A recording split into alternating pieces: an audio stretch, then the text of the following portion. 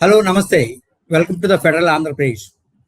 ఈవేళ 2 తెలుగు రాష్ట్రాలలో ఒక ముఖ్యమైన అంశం పొద్దుట్నుంచి చాలా చర్చనీయాంశంగా ఉంది. అందులో ఒకటి ప్రొఫెసర్ నాగేశ్వర్ గారిని మరికొద్ది సేపట్లో అరెస్ట్ చేస్తారు అనేది ఒక వదంతి కాగా, మరొకటి ఆంధ్ర పోలీసులు ఈపాటికే హైదరాబాద్ చేరుకున్నారని, ఆయన్ని అరెస్ట్ చేయబోతున్నారనేది ఒకటి. దీని మొత్తానికి గల దీని నేపథ్యము, దీని భవిష్యత్ కార్యక్రమం, ఇప్పుడు ఎందుకు 2 తెలుగు రాష్ట్రాల మధ్య ఇది వివాదాస్పద అంశంగా మారింది అనే అంశం గురించి చర్చించడం కోసం నేను జర్నలిస్ట్ కమ్యూనిటీకి చెందిన ఒక ముగ్గురు ప్రముఖుల్ని స్టూడియోకి ఆహ్వానించాను. వారిలో జి ఆంజనేయులు గారు, ఆయన ప్రధాన కార్యదర్శి ఆంధ్రప్రదేశ్ వర్కింగ్ జర్నలిస్ట్ ఫెడరేషన్, ఆయన పాల్గొంటున్నారు. అలానే ఫణికుమార్ గారు assistant editor the federal Telangana. అలానే విజయవాడ నుంచి జిపి వెంకటేశ్వర్లు గారు, స్పెషల్ కరెస్పాండెంట్ ది ఫెడరల్ సంబంధించిన ఆయన. వీరు ముగ్గురు ఈవేళ నాగేశ్వర్ ఇష్యూని మనకి పూర్తిగా విశదీకరిస్తారు. అలానే ఈవేళ పోలీసులు చేస్తున్న హడావుడిని కూడా ఏ యాంగిల్లో చూడాలి, మనం ఏ తరహా దీనికి నిర్ణయం చెప్పాలనే దాన్ని కూడా అడుగుదాం. ముందుగా నేను జిపి వెంకటేశ్వర్లు గారు, అసలు ఈ నాగేశ్వర గారి వివాదానికి సంబంధించి అసలు బోన్ ఆఫ్ కంటెన్షన్ ఏంటి, అసలు వివాదం ఏమిటి, మీరు ఒక 2 నిమిషాలు ఎక్స్ప్లెయిన్ చేయండి. ముందుగా ఫెడరల్ ప్రేక్షకులకు నమస్కారం. అట్లాగనే ఆంజనేయులు గారికి, ఫణి గారికి కూడా నా నమస్కారాలు. ఆంధ్రప్రదేశ్ రాష్ట్రంలో సోషల్ మీడియాపై ప్రభుత్వము ఒకంత దాన్ని ఏమనాలో, మరి కక్షానాలో లేకపోతే ఆగ్రహమనాలో తెలియదు, కానీ మొత్తం మీద సోషల్ మీడియా మీద ఉక్కుపాదం మోపింది. ఇప్పటికే చాలా మందిపై అన్ని విభాగాల్లో ఉండే వాళ్ళ మీద చాలా మందిపై కేసులు కూడా పెట్టింది. అందులో భాగంగానే నాగేశ్వర్ గారి మీద కూడా కేసు పెట్టింది. అయితే ఎందుకు నాగేశ్వర్ గారి మీద కేసు పెట్టాల్సి వచ్చింది అంటే, ఆయన ఒక వీడియోలో చెప్పిన మాటలు ఏంటంటే, జనసేన అధ్యక్షుడు పవన్ కళ్యాణ్ గారు, అట్లాగనే ఆ పార్టీ ప్రధాన కార్యదర్శి నాదెండ్ల మనోహర్ గారు ఢిల్లీలో అమిత్ షాను కలిసిన సందర్భంగా మాట్లాడుతూ, ఢిల్లీలో అమిత్ షాను కలిసినప్పుడు అమిత్ షాతో వాళ్ళు చెప్పింది ఏంటంటే, జగన్ గారు కత్త స్పీడ్గా వెళ్తున్నాడు, ఆయనకు అడ్డుకట్టేయాలంటే ఆయన్ను అరెస్ట్ చేయాలి, ఎట్లాగో కేసులు ఉన్నాయి, ఈ కేసుల్లో అరెస్ట్ చేస్తే బాగుంటుంది అని చెప్పేసి చెప్పారని.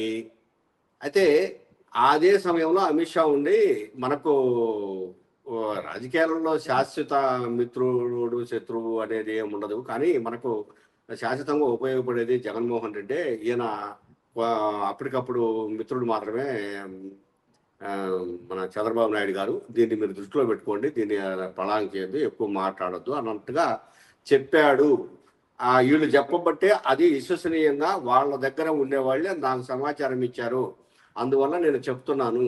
ఇట్లా ఢిల్లీలో ఈ ప్రస్తావన వచ్చినప్పుడు అమిత్ షా దాన్ని తోచిపుచ్చినట్టు నా దృష్టికి వచ్చింది అని చెప్పేసి నాగేశ్వర్ గారు మీడియాకు, అంటే ఆయన సోషల్ మీడియాలో యూట్యూబ్ ఛానల్ ద్వారా చెప్పడం జరిగింది. ఇది ఎప్పుడైతే బయటకు వచ్చేసిందో ఆ విషయం అటు జనసేనలో, ఇట్లా తెలుగుదేశంలో, అట్లా బీజేపీ వాళ్ళు కొద్దిగా పట్టడం, కానీ ముందు ఈ కూటమిలో జనసేన తెలుగుదేశంలో విపరీతమైన ఆగ్రహం వచ్చింది. మరి అది అంతలాగున తెలుగుదేశం వాళ్ళు కూడా ఎందుకు ఆగ్రహం రావాలనో తెలియడం లేదు. ఓకే, ఫణి గారు, హైదరాబాద్లో ఈవేళ నాగేశ్వర్ గారికి సంబంధించి వాస్తవ పరిస్థితి ఏమిటి సార్?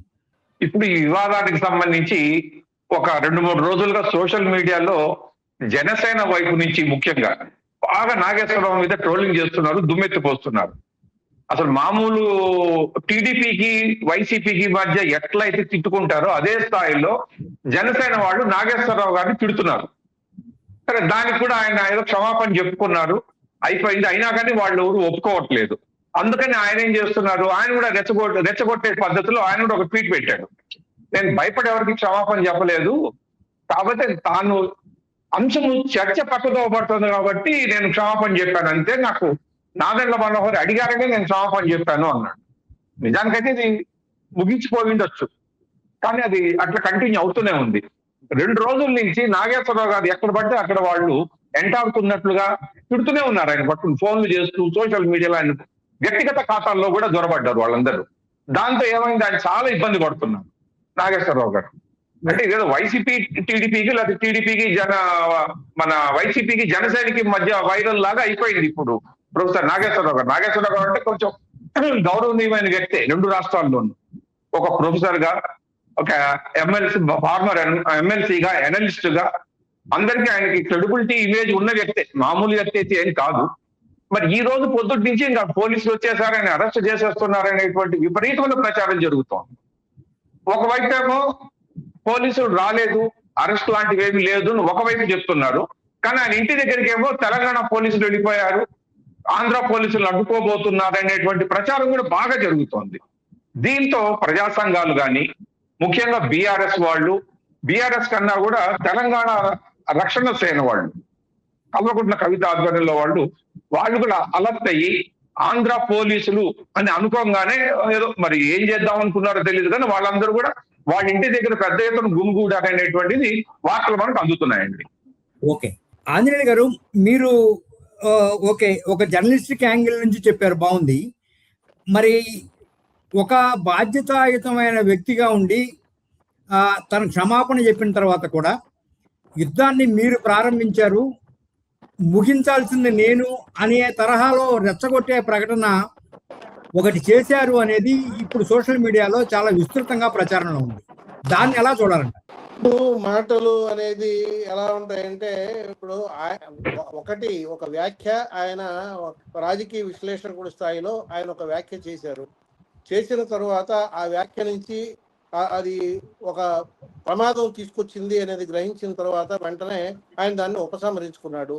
ఉపసంహరించుకున్న తర్వాత వచ్చినటువంటి ట్రోల్స్, మనం ఆయన ఇవాళ యుద్ధాన్ని మీరు ప్రారంభించారు అనే మాట, లేకపోతే ఇప్పుడు యుద్ధం ఎలా ముగిస్తుందో చూద్దాం అనేది అన్నారు అనే మాట ఆయన అన్నారు అనేది మాట్లాడితే, ఇది మరి వాళ్ళు చేసినటువంటి వ్యాఖ్యలు, వ్యక్తిగతంగా చేసినటువంటి ట్రోల్స్, రాజకీయ పార్టీల కార్యకర్తలు కింద స్థాయి నుంచి పై స్థాయి దాకా ఉన్నటువంటి కార్యకర్తలు, అలాగే పెట్టినటువంటి కేసులు, అలాగే పోలీసుల విచక్షణ కూడా ఇక్కడ నిజంగా సీరియస్గా ఆలోచించాల్సిన అవసరం ఉన్నది.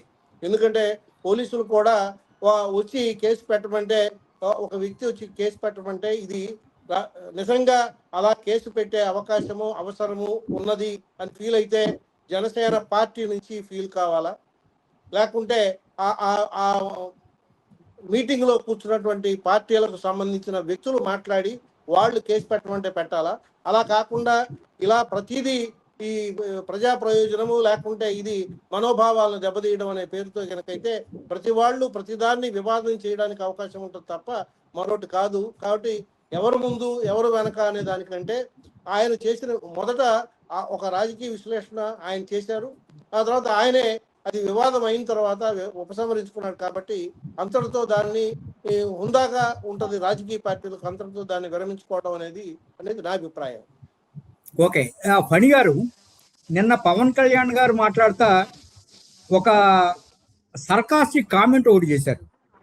నేను ఆయన కూతురు పెళ్లికి వెళ్ళాను, ఆ తర్వాత ఆయన అంటే నాకు చాలా గౌరవం ఉంది, ఆయన చాలా మంచి విశ్లేషకుడు అంటూనే ఆయన నిరాధారమైన తన పార్టీని తనను వ్యక్తిగత హననానికి చేస్తూ ఉంటే నేను చూస్తూ ఊరుకోవాలా అనే ఒక పెద్ద ప్రశ్న ఒకదాన్ని మీడియా ముందు ఉంచారు.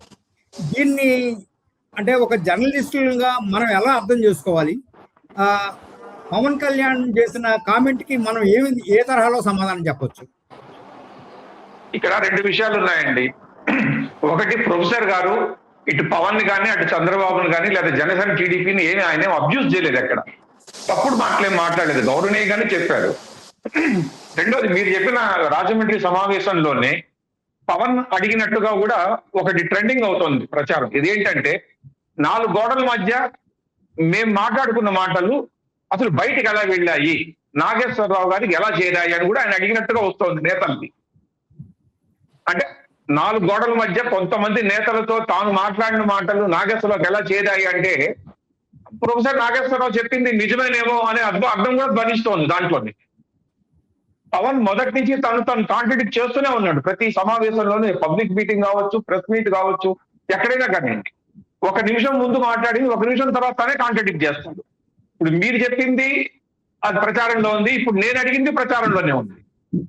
4 గోడల మధ్య నేను మాట్లాడింది బయటికి ఎట్లా పోయింది అంటే అర్థం ఏమిటి? వాస్తవం అని పవన్ ఒప్పుకుంటున్నట్లే కదా అది. దాన్ని బట్టే కదా నాగేశ్వరరావు గారు నాకు కోర్ కమిటీ నుంచి వచ్చిన విశ్వసనీయ సమాచారం మేరకే నేను చెప్పానని ఆయన చెప్తున్నారు. ప్రొఫెసర్ ఓకే, జీపీ గారు, ఈ మొత్తం ఘర్షణలో ఒక జనాంతికమైన 2 అభిప్రాయాలు వచ్చినాయి. ఒకటి, నాగేశ్వర గారు వైసీపీ అధినేత జగన్కి అనుకూలంగా ఇచ్చేశారని, పవన్ కళ్యాణ్కి లేదా కూటమి ప్రభుత్వానికి వ్యతిరేకంగా ఆ కూటమి పైన బురద చల్లడానికి ఒక రకమైన స్టాండ్ తీసుకున్నారని వాదన కూడా వచ్చింది. వీటి మీద ఆంధ్రప్రదేశ్లో ఏమనుకుంటున్నారు? అసలు జర్నలిస్ట్ కమ్యూనిటీ ఏమనుకుంటుంది? జర్నలిస్ట్ కమ్యూనిటీని అట్లా పక్కన పెట్టేసేస్తే ఆంధ్రప్రదేశ్లో ప్రజలంతా కూడాను నాగేశ్వరరావు కావాలని జనసేన పైన ఆరోపణలు చెయ్యలేదు, ఆయన నిష్పక్షపాతంగానే విశ్లేషణ చేస్తాడు, అందుకనే ఆ గౌరవము అదంతా నాగేశ్వర గారికి ఉంది అనే చర్చ మాత్రం ఆంధ్రప్రదేశ్లో జరుగుతూ ఉంది.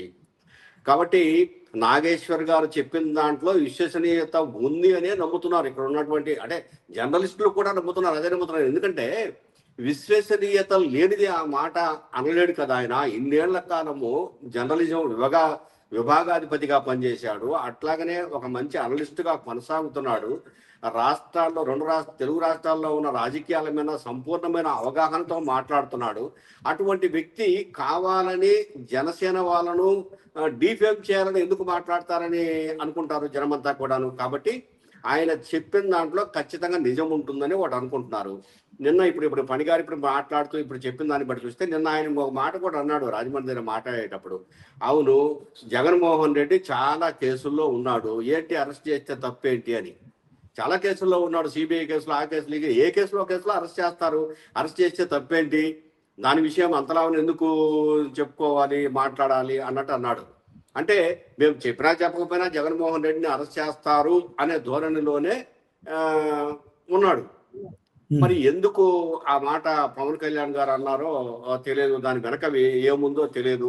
ఖచ్చితంగా అరెస్ట్ చేస్తారు జగన్మోహన్ రెడ్డి అనే ధోరణిలోనే ఉన్నాడు. కాబట్టి వీటన్నిటిని చూస్తా ఉంటే ఒక విధంగా నిజంగా వాళ్ళు చెప్పారేమో అమిత్ షా గారికి, చెప్పకపోతే ఎందుకు ఈ విషయం అంతా బయటకు వస్తుంది.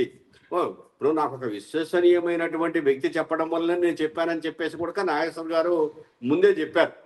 ఇట్లా చెప్పినప్పుడు వాటిని దృష్టిలో పెట్టుకొని కొంచెం పవన్ కళ్యాణ్ గారు కానీ జనసేన పార్టీ కానీ ఆలోచించాలి.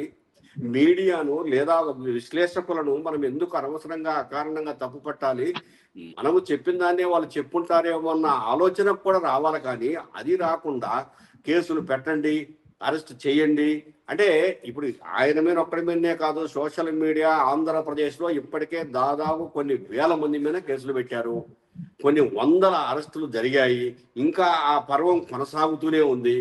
కానీ అదే వాళ్ళ పార్టీలకు అంటే వాళ్ళ పార్టీలు అంటే ఇప్పుడు కూటమి ప్రభుత్వంలో ఉన్న కూటమి పార్టీలకు సంబంధించిన వాళ్ళు మిగిలిన వాళ్ళ మీద ఎవరి మీద ఏ ఆరోపణలు చేసినా, ఏం చేసినా, యూట్యూబ్లో వీడియోలు పెట్టినా, ఇప్పుడు నాగేశ్వర గారి మెడలోనే వైఎస్ఆర్సిపి టవల్ను తయారు చేసి వేసి ఆయన్ను సోషల్ మీడియాలో లేకపోతే యూట్యూబ్లో పెట్టి రకరకాలుగా మాట్లాడుతున్నారు జనసేన వాళ్ళు కానీ లేకపోతే టీడీపీ వాళ్ళు కానీ. మరి వాళ్ళు నిందితులు కాదా, నేరస్తులు కాదా, వాళ్ళను అరెస్ట్ చేయకూడదా, ఒక జర్నలిస్టుకు అవమానం జరిగినట్టు కాదా, దీన్ని ఏ విధంగా భావించాలి, ఎందుకు ప్రభుత్వం మేము తప్పు చేస్తున్నామని చెప్పేసి అక్కడ అనుకోవడం లేదు. ఇలాంటివన్నీ చాలా ఉన్నాయి. ఇందులో ఒకటి వాళ్ళకు అనుకూలంగా మాట్లాడితే మంచివాళ్ళు, వాళ్ళకు మనం చెప్పిన వాస్తవాలు వాళ్ళకు వ్యతిరేకంగా ఉన్నాయని చెప్పిస్తే చెడ్డవాళ్ళు. ఇది మంచి పద్ధతి కాదు. పైగా జర్నలిస్టు తనకు వచ్చిన సమాచారాన్ని గోప్యంగా ఉంచుకొని వాస్తవాన్ని బయటికి చెప్పడంలో తప్పు లేదు. ఇది ఏ విశ్లేషకుడిని లేకపోతే ఏ మేధావిని అడిగినా కూడాను అది సోర్సులు చెప్పరు. ఒకవేళ అలాంటి పరిస్థితి వస్తే, సోర్సులు చెప్పాల్సిన పరిస్థితి వస్తే కోర్టులో నేరుగా ఆ సోర్సులు తీసుకొచ్చి నిలబెడతారు, విషయం చెప్పిస్తారు. ఇప్పుడు పోలీసులకు చెప్పాలని రూల్ ఏముంది, లేదు కదా. బలవంతంగా తీసుకుపోయి అరెస్ట్ చేసి ఇబ్బందులు పెట్టేసిన దానివల్ల ప్రభుత్వ పరువే పోతుంది, ప్రభుత్వంలో ఉన్న ఉప ముఖ్యమంత్రి గారి విధానము మాట తీరు సరిగ్గా లేదనే చర్చ జరుగుతుంది. కానీ నాగేశ్వర్ తప్పుడుగా మాట్లాడినాడనే చర్చ ఇందులో ఎక్కడ ప్రజల నుంచి కానీ జర్నలిస్టుల నుంచి కానీ లేదండి. ఓకే, ఆంజనేయులు గారు, కూటమిలోని కొన్ని పార్టీల నుంచి వస్తున్న ఒక విమర్శ, మీ ఇష్టం వచ్చినట్టు ఆరోపణలు చేసి దాన్ని పత్రికా స్వేచ్ఛతోటి అలానే వాక్ స్వాతంత్రంతో ముడిపెడతారా, నిరాధారమైన ఆరోపణలు చేసి బురద మేము చల్లాం కనుక మీరు కడుక్కోండి అని అంటారా అని నారా లోకేష్ గారితో సహా చాలా మంది ఇటీవల కాలంలో వ్యాఖ్యానించారు. దీన్ని ఎలా అర్థం చేసుకోవాలి? ఈ ప్రజాస్వామిక హక్కు ఏదైతే వాక్ స్వాతంత్రం ఉందో దానికి దీనికి ఎలా ముడిపెట్టుకొని చూడాలి? ఇది రాజకీయ పార్టీల వివాదము ఒక ఆస్పెక్ట్, రెండోది జర్నలిస్టు రైటు లేకుంటే జర్నలిస్టుకు ఉండే హక్కులు బాధ్యతలు, ఇది మరో ఆస్పెక్ట్. రెండు వేరు వేరు విషయాలు, రెండింటిని విడిగానే చూడాల్సినటువంటి అవసరం ఉన్నది. ఎందుకంటే ఒక రెండు రాజకీయ పార్టీల మధ్య జరుగుతున్నటువంటి వివాదము ఒక మూడవ పార్టీతో ఉన్నటువంటి ఈ సమస్య మీద ఆయనకు వచ్చిన సమాచారం ఆధారంగా ఆయన ఒక విశ్లేషణ చేశారు. ఆ విశ్లేషణలో నిజమా అబద్ధమా లేదా అది విశ్లేషణే, ఆ విశ్లేషణ నుంచి వచ్చే అవుట్కమ్ ఇప్పుడు అది రేపు జరగబోయేది ఏమిటి అనేది ఊహకు సంబంధించిన వ్యవహారంగా ఉంటుంది తప్ప మరొకటి కాదు. అలాగే ఇక్కడ జర్నలిస్ట్ బాధ్యత ఏమిటి? జర్నలిస్ట్ బాధ్యత సమాజంలో అన్రెస్ట్ ప్రివేల్ కాకుండా చూసే పూచి కూడా జర్నలిస్ట్ మీద ఉన్నది. అయితే ఈ అంశంలో రాజకీయ పక్షాల మధ్య జరిగేటువంటి వైరుధ్యాలు, విభేదాలు, అనుకూలతలు, ఒప్పందాలు, ఒడంబడికలు, రహస్య ఒప్పందాలు, ఇలాంటి వాటన్నిటికీ సంబంధించి మరి జర్నలిస్టు తనకున్న సమాచారం ఆధారంగా బయటకు మాట్లాడేటువంటి అవకాశాలు ఉన్నాయి. ఇప్పటికి అనేకం భారతదేశ చరిత్రలో అనేకం జరిగినాయి, అనేక కుంభకోణాలు బయటకు వచ్చినాయి, అనేక సంఘటనలు వాస్తవం అని రుజువైనాయి. తర్వాత కాలం నిర్ణయించేటువంటి కాల పరీక్షలో నిలబడి నిజం నిగ్గుమీద తేలుతుంది ఏదో అని అంటారు. కాబట్టి అది తర్వాత తేలేటువంటి విషయం. కాబట్టి ఇక్కడ రాజకీయ పార్టీలు చూడాల్సినటువంటి కోణం వేరే ఉంది. ఇంతకు ముందే జీపీ చెప్పాడు. ఇప్పుడు నాగేశ్వర గారిని ఆయన మెడలో కండువా వేసి వైఎస్ఆర్సీపీ కండువా వేసి ఇంకోటి స్టోల్ చేయడం అనేది ఖచ్చితంగా నాగేశ్వర అభిమానులకు లేకపోతే నాగేశ్వర కుటుంబ సభ్యులకు వాళ్ళ మనోభావాలు కూడా దెబ్బతలుగుతుంది కదా. దాని మీద కేసు పెట్టి దానికి ఎవరైతే అలా పెట్టారో వాళ్ళ మీద చర్య తీసుకోమంటే వాళ్ళని అరెస్ట్ చేయగలరా? అరెస్ట్ చేస్తారా? దానికి సిద్ధమేనా? అంటే ఇది ఎలా ఉంటుందంటే స్పర్ధని మరింతగా పెంచడానికి, వివాదం లేని దగ్గర వివాదం సృష్టించడానికి దారితీస్తుంది తప్ప మరొకటి కాదు. ఈ ఇష్యూలో నేను ఇందాకనే చెప్పాను, ఆయన ఆ వ్యాఖ్యకు సంబంధించి ఆయన ఉపసంహరించుకుంటున్నాను అన్న తర్వాత దానికి సంబంధించినటువంటి వివాదము సమసిపోయినట్లుగానే రాజకీయ పార్టీలు భావించాల. రాజకీయ పార్టీలకు అలా కాకుండా దానికి భిన్నంగా మేము చాలా అంటే మా కార్యకర్తలు ఆవేశపడుతున్నారు, లేకుంటే మా కింద క్యాడర్ని, అంటే ఇక రాజకీయ పార్టీలు నడిపే వాళ్ళు తమ క్యాడర్ని కూడా అదుపు చేయలేటువంటి పరిస్థితుల్లో వాళ్ళు ఉన్నారా, లేకుంటే వాళ్ళని పైన ఉన్నటువంటి నాయకులే ప్రవోక్ చేసి మీరు ఒక అన్రెస్ట్ క్రియేట్ చేయండి అని చెప్తున్నారా?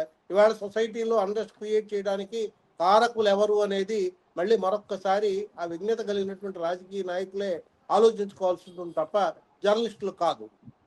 ఓకే, ఫణి గారు, అంటే ఇప్పటి వరకు అయితే అరెస్ట్ జరగలేదు, జరిగినట్టుగా ఏదో కొన్ని సామాజిక మాధ్యమాల్లో వస్తుంది. ఈ సామాజిక మాధ్యమాల్లో వస్తున్న వార్తలను బట్టి చూస్తుంటే అంటే రాజకీయ విశ్లేషకులు లేదా జర్నలిస్టులు, ఇంకా ఏం చెప్పాలంటే మనం ఈ టీవీ ఛానల్స్లో ఇట్లాంటి వాళ్ళు విశ్లేషణ చేయడానికి వీలు లేకుండా వీళ్ళు అడ్డుకట్ట వేస్తున్నారు అనే దానికి ఈ కేసు ఏమైనా ఒక పునాది కానీ లేదా ఒక ప్రాతిపదిక కానీ ఏమైనా ఇచ్చే అవకాశం ఉంటుందంటారా? డెఫినెట్ గా అండి. ఎప్పటి నుంచో అందరికి అర్థమవుతోంది, పత్రికా స్వేచ్ఛ అంటే అది యాజమాన్యాల స్వేచ్ఛ కానీ విలేకరుల స్వేచ్ఛ కాదనేది. నిజంగా వార్తలు రాసేవాళ్ళు, రోడ్ల మీద తిరిగేవాళ్ళు, పొలిటికల్ లేకపోతే డిపార్ట్మెంట్ బీట్ తిరిగి సేకరించి తీసుకొచ్చి వార్తలు రాసేవాళ్ళు విలేకరులు. వాళ్ళకు స్వేచ్ఛ దాదాపు పోయి ఒక 20-25 ఏళ్ళు అయిపోయిందని నేను అనుకుంటున్నాను. ఇప్పుడున్నదంతా మీడియా యాజమాన్యాల స్వేచ్ఛ. మనం ఊరికే మీడియా స్వేచ్ఛ చెప్పుకుంటున్నాం అంతే. ఇప్పుడు ఒక టీవీ ఛానల్లో బీజేపీ లీడరు విష్ణువర్ధన్ రెడ్డిను ఇంకొకరో ఒకసారి కూర్చొని మాట్లాడుకుంటుంటే అతను విష్ణువర్ధన్ రెడ్డి చెప్పు తీసుకుని కొట్టేశాడు అక్కడే. అందరం చూసి ఆశ్చర్యపోయాం, ఏమిటి ఇట్లా టీవీ చర్చల్లో కూడా ఇట్లా చెప్పులు తీసుకొట్టుకోవడం ఏంటి అసలు అంటే ఇక రాను పరిస్థితి. అసలు మన మనసులో మాట కూడా మనం బయటకు స్వేచ్ఛగా చెప్పుకోలేని పరిస్థితి వచ్చేసింది. ఇప్పుడు కేసులు పెడుతున్నారు. ఒక కేసు కాదు, విచిత్రమైన పోకడ ఏంటంటే ఒక వ్యక్తి మీద 10, 20, 30 పోలీస్ స్టేషన్లలో కేసులు పెడుతున్నారు. ప్రతి పోలీస్ స్టేషన్ కి తిప్పుతున్నారు. దానికే 4 రోజులు పడుతుంది తిరగడానికి. అసలు అంటే ఒక ఛార్జ్ షీట్ వేసి జైల్లో డిమాండ్ పంపిస్తే అతను బయటకు రావడానికి 7 ఏళ్ల పైన పడుతోంది. పోసాని కృష్ణమూర్తి వీళ్ళందరినీ చూసాం ఎట్లా చేసిందో. కొద్ది రోజుల్లో మీడియా కూడా అదే పరిస్థితి వస్తుందేమో తెలియదు మనకి. ఓకే, మరి ఇప్పుడు ఆంజనేయులు గారు,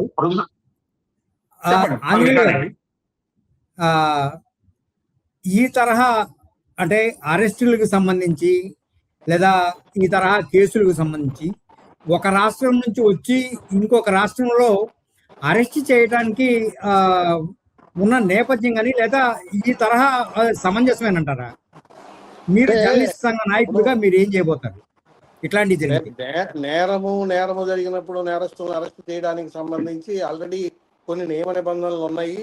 ఇతర ప్రాంతాల్లో జరిగినా లేకుంటే వేరే రాష్ట్రంలో జరిగినా ఆఖరికి ఇతర దేశాల్లో జరిగినా కూడా వాటి మీద చర్యలు నిందితుడై నేరస్తుడు అనుకున్నప్పుడు దానికి సంబంధించి ఉంటాయి. ఇక్కడ అలాంటిది కాదు. ఈ ఐటీ యాక్ట్ లోనే ఒక పెద్ద లోపం ఉన్నది. ఈ చట్టానికి సంబంధించి గతంలోనే ఈ చట్టము తీసుకురావడానికి ముందు డ్రాఫ్ట్ తయారైన దశలోనే దీని మీద వ్యతిరేకత వచ్చింది. ఎడిటర్స్ గిల్డ్ దీన్ని క్వశ్చన్ చేసింది. అలాగే జాతీయ జర్నలిస్టు సంఘాలన్నీ కూడా క్వశ్చన్ చేసినాయి. ఈ ఐటీ యాక్ట్ లో ఉన్నటువంటి లొసుగు ఆధారంగా ఈ ఐటీ యాక్ట్ కి ఆర్టీఐ యాక్ట్ కి రైట్ టు ఇన్ఫర్మేషన్ యాక్ట్ కి రెండు ఒకదానికొకటి కాంట్రరీగా ఉన్నటువంటి అంశాలు ఈ చట్టంలో అనేకం ఉన్నాయి. ఈ అనేకం ఉన్నప్పుడు వీటి మూలంగా జర్నలిస్టు తన వృత్తిని కొనసాగించడము ఇబ్బందిగా ఉంటుంది. జర్నలిస్టు వృత్తి నిర్వహణకు అనేక ఆటంకాలు ఉన్నాయి కాబట్టి వాటి మీద సరైనటువంటి వివరణలు లేకుంటే ఎగ్జామ్షన్స్ ఇవ్వాల్సినటువంటి అవసరం ఉన్నది. అలా ఇచ్చిన తర్వాత మాత్రమే దీన్ని చట్ట రూపానికి తీసుకెళ్లాలి తప్ప అలా కాకుండా తీసుకెళ్ళకూడదు అని చెప్పేసి ఎడిటర్స్ గిల్డ్ కోరింది. అలాగే ఆల్ ఇండియా సంఘం తరఫున కూడా డిమాండ్ చేయడం జరిగింది. నేషనల్ అలయన్స్ ఆఫ్ జర్నలిస్ట్ కూడా ఆ విషయాన్ని డిమాండ్ చేసింది.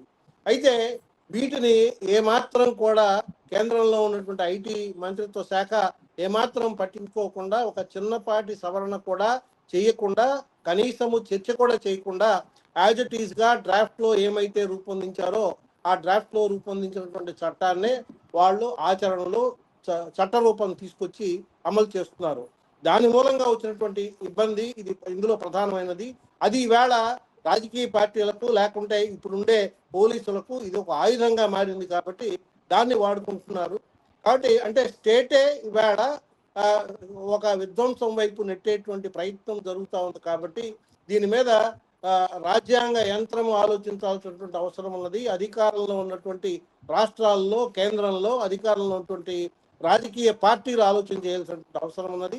అలాగే ప్రతిపక్ష పార్టీలు కూడా వీటి మీద ఆలోచన చేయాలి. ఎందుకంటే ఈవేళ అధికారం లేకపోవచ్చు, రేపు పొద్దున వాళ్ళ అధికారంలోకి వచ్చినప్పుడు కూడా మళ్ళీ ఇలాంటి చట్టాల అమలుకు సంబంధించి ఒక ఇబ్బందికరమైనటువంటి పరిస్థితి వస్తే ఎలాంటి వైఖరి అనుసరించాలి అనే దాని మీద స్పష్టత లేకపోయినట్లయితే ఇది చాలా ప్రమాదకరమైనటువంటి ధోరణి.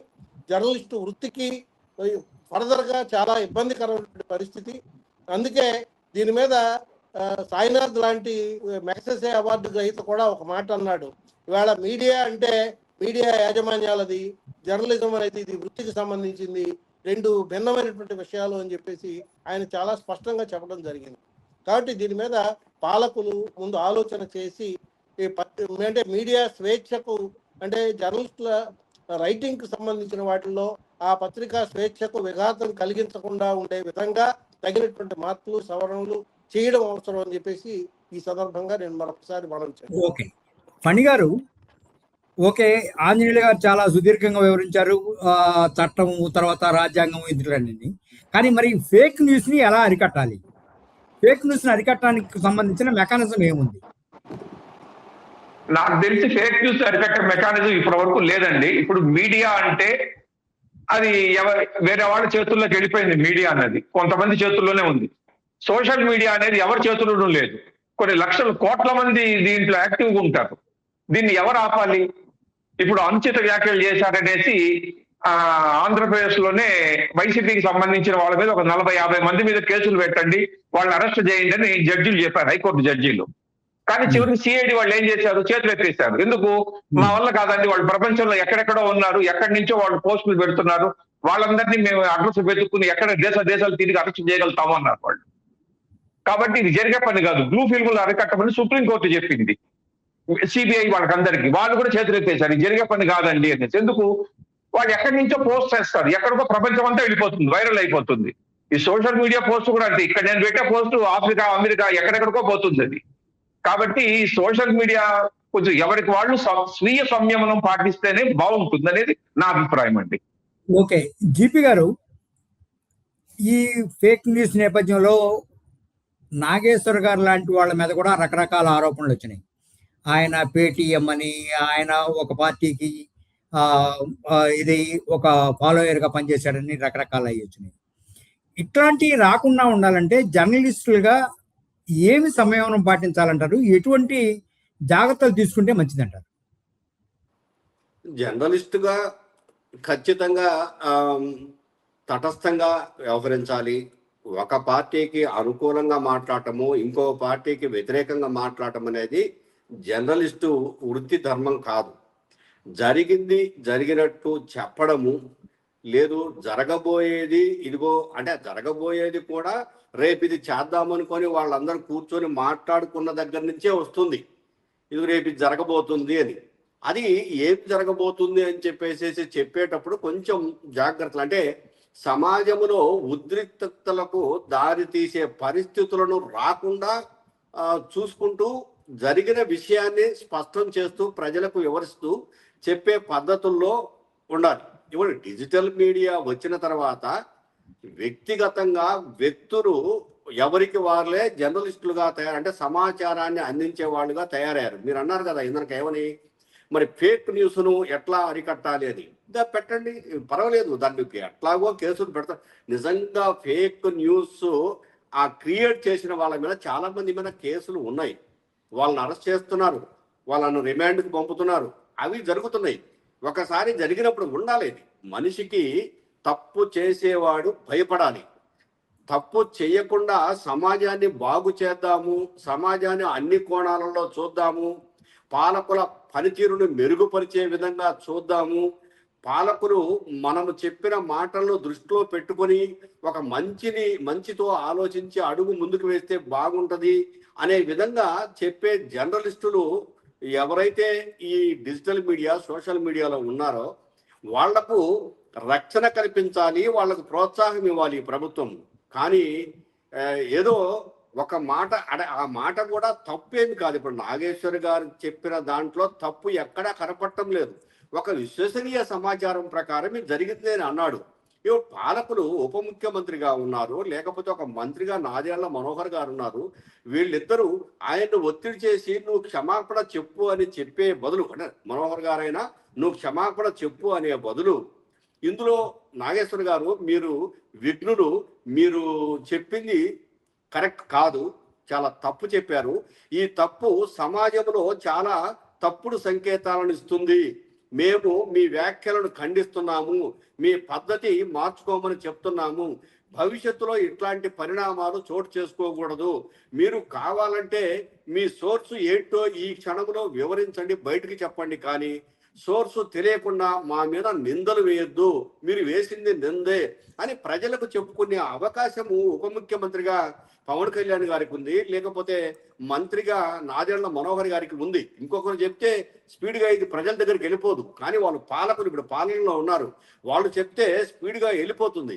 ఇప్పుడు పవన్ కళ్యాణ్ గారు తన ఇద్దరు కుమార్తెలకు సంబంధించి ఏదో ఒక పోస్ట్ పెట్టారు, ఏది ప్రభుత్వం వచ్చిన కొత్తలో ఒక పోస్ట్ పెట్టారు అని చెప్పేసి ఎంత ఆగ్రహము వ్యక్తం చేశారు అని చెప్పేసి అంటే, నేను గనక హోంమంత్రిని అయితే వాళ్ళ సంగతి తేల్చేవాడిని, చూసేవాడిని.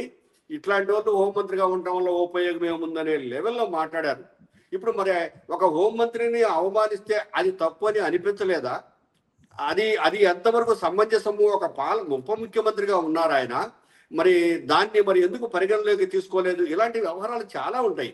కానీ జర్నలిస్ట్ గా నాగేశ్వర్ గారు చేసింది ఎట్టి పరిస్థితుల్లో తప్పు కాదు.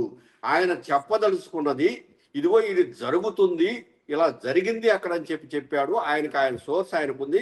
ఆయన ఇప్పుడు ఆయన ఒకటే చెప్తున్నారు, ఏమని, నేను ఎప్పుడు అరెస్ట్ కాలేదు, మీకు ఖచ్చితంగా అరెస్ట్ చేయాలంటే అరెస్ట్ చేయండి, నేను కూడా ఆ జైలులోకి పోయిన తర్వాత జైలు కూడా లోపల ఎలా ఉంటుందో తెలుసుకొని వస్తాను అనే ఆయన కూడా వ్యాఖ్యలు చేశారు. వీటన్నిటిని దృష్టిలో పెట్టుకున్నప్పుడు నాగేశ్వర్ గారు అంత గట్టిగా చెప్తున్నారు అని చెప్పేసి అంటే మరి మనము ఏ విధంగా ఆలోచించాలనేది పవన్ కళ్యాణ్ గారు కానీ మన మంత్రి గారు కానీ ఇద్దరు కూడా ఒక్కసారి ఆలోచించాలి. అన్ని చోట్ల కేసులు పెట్టేసేసి, నిన్న కృష్ణా జిల్లాలో కూడా కేసు, అంటే ప్రణాళిక ఇప్పుడు ఈ కేసులన్నింటి వెనక ఎవరో ఒకరు పెట్టమని చెప్తేనే పెడుతుంటారు పోలీసులు. వాటిని ఆ కాగితాలను చేత పట్టుకొని నేను హైదరాబాద్ పోతాను, ఇంకో పోతాను, తీసుకొస్తాను, వెంటనే అరెస్ట్ చేస్తాను, ఇది కూడా సరైన పద్ధతి కాదు. డీజీపీ గారు కూడా దీని మీద వీలైతే స్పందించాలి, ఒక ప్రకటన అసలు ముఖ్యమంత్రి చంద్రబాబు నాయుడు గారు స్పందించాలి, ఖచ్చితంగా దీని మీద ప్రకటన చేయాలి. ఓ జర్నలిస్టు, నువ్వు జర్నలిస్ట్ గా తప్పు చేశావని చెప్పేసి చంద్రబాబు నాయుడు గనక అంటే అప్పుడు డిజిటల్ మీడియా అంతా ఎలా రియాక్ట్ అవుతుందో కూడా చూడాలి. ఓకే, ఆంజనేయులు గారు, ఒకవేళ నిజంగానే నాగేశ్వర్ గారిని అరెస్ట్ చేసేటట్టయితే ఆ జర్నలిస్ట్ సంఘాలుగా మీలాంటి వాళ్ళు ఏం చేయబోతారు, ఏం చేస్తారు? నిజంగా చేయని వాళ్ళు చేసినప్పుడు చూద్దాం. ఎందుకంటే ఇలాంటి వాటి మీద ఇప్పుడు ఇప్పుడు ఈ జర్నలిస్టులు ఉండేదే హ్యాండ్ఫుల్ ఆఫ్ పీపుల్. రాష్ట్రంలో ఉండే జనాభాలో జర్నలిస్టుల సంఖ్య చాలా తక్కువ. మనం చేసే ఆందోళన, ఈ చేసే పని, అంటే చేసిన పనిలో నిజాయితీ ఉందా లేదా అనే దాని చుట్టూ సమస్య ఉంటుంది తప్ప మిగతాది కాదు. ఎందుకంటే ఇప్పుడు దీని మీద ఆందోళన అంటే ఖచ్చితంగా దీన్ని ఆంధ్రప్రదేశ్ వర్కింగ్ జర్నలిస్ట్ ఫెడరేషన్ తీవ్రంగా ఖండిస్తోంది ఇలాంటి చర్యని. అలాగే మేము ఈ నాగేశ్వర గారికి సంఘీభావంగా అండగా నిలబడడానికి ఏమాత్రం వెనకాడబోము, ఇందులో సందేహం కూడా లేదు, రెండో ఆలోచన లేదు. ఎందుకంటే ఆయన దానికి సంబంధించిన ఒక స్పష్టమైనటువంటి క్లారిఫికేషన్ ఇచ్చిన తర్వాత రెండో ఆలోచన లేదు. ఇప్పుడు నిజంగా పాలక పార్టీ ఆలోచించాలా, పోలీసు వ్యవస్థ ఆలోచించాలా, అలాగే రాజకీయ పార్టీల కార్యకర్తలు కూడా ఆలోచించాలా. ఈ కార్యకర్తల మీద కూడా ఆ ఊళ్ళో ఉండే స్థానికంగా ఉండే కార్యకర్త కూడా ఇంకో కేసు పెట్టి నా మనోభావాలు దెబ్బతీసాయంటే అప్పుడు పోలీసులు ఏం చేస్తారు? అంటే ఎక్కడికక్కడ సమాజంలో అన్రెస్ట్ క్రియేట్ అయ్యేటువంటి ఒక విచిత్రమైనటువంటి పరిస్థితికి మనం సమాజాన్ని నెట్టకూడదు అనే విజ్ఞత రాజకీయ పార్టీలకు, పర్టికులర్గా అధికారంలో ఉండే రాజకీయ పార్టీకి ఉండాలి. ఎందుకంటే అధికారంలో ఉండి వ్యవస్థలో నడుపుతున్నారు కాబట్టి వారి హయాంలో వ్యవస్థ సజావుగా సక్రమంగా బాగా నడుస్తుంది అని అంటేనే వాళ్ళకి మంచి పేరు వస్తుంది తప్ప అలా కాకుండా ప్రతిదానిలో వీళ్ళు ఎలాంటివి చేస్తున్నారంటే వాళ్ళు చెడ్డ పేరు తెచ్చుకోవడమే అవుతుంది. Okay, right, thank you very much. ఒక రాజకీయ వ్యక్తితో వదిలైన వివాదం కాస్త అది జర్నలిస్టులు వర్సెస్ జనసేన లేదా నాగేశ్వర్ వర్సెస్ జనసేనగా మారిపోయింది. అయితే ఇక్కడ రాజకీయ విశ్లేషకుల స్వేచ్ఛ ఎంత, రాజ్యాంగం కల్పిస్తున్న పత్రికా స్వేచ్ఛకు ఉన్న పరిమితి ఎంత, రాజకీయ పార్టీల సహనం ఎంత అనేది మరోసారి చర్చకొచ్చింది. ఈ సందర్భంలో నాగేశ్వర గారు చేసిన వ్యాఖ్యలు సబబు కాదనేది అంత సంబంధం లేకుండా ఒక జర్నలిస్ట్ని తనకున్న సోర్స్ ప్రకారంగా చేసిన ఒక కామెంట్ ఆధారంగా అరెస్ట్ చేయాలి అనుకోవడం మాత్రం అది సమంజసంగా అనిపించదు. అది పత్రికా స్వేచ్ఛకు కూడా విఘాతంగా ఈ చర్చలో పాల్గొన్న అందరూ సూచించారు. ఆ మేరకి ప్రభుత్వాలు అట్లనే రాజకీయ పార్టీల నేతలు కూడా వ్యవహరించాలని చెప్పి సూచించారు. అందుకు మీ అందరికీ ధన్యవాదాలు. మరో ముఖ్యమైన అంశంతో మరోసారి కలుద్దాం. Thank you very much. Thank you. నమస్తే.